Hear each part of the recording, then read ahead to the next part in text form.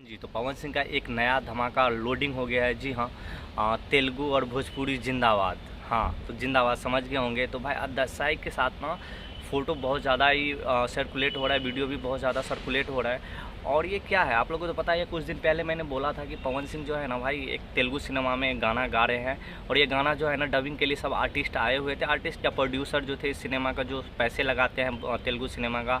और अच्छा खासा बजट में बन रहा है ये मूवी, और लव स्टोरी मूवी होने वाला है। और ये गाना का जो है ना कंप्लीट हो गया ये गाना, जैसे कि आप लोगों ने देखा होगा इंस्टाग्राम हैंडल पे, जहाँ तहाँ भी तो सोशल मीडिया पे वही चल रहा है।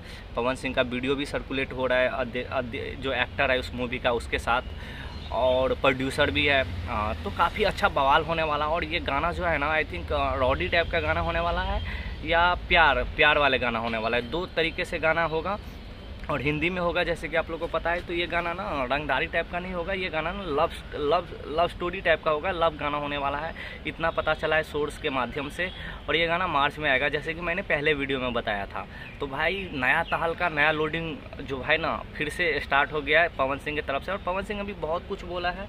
तो अभी तो साउथ मूवी में, हिंदी मूवी में बहुत सारे ऐसे ऐसे वेब सीरीज़ है, बहुत कुछ आने वाला है, जैसे कि मुझे पता चला है सोर्सों से।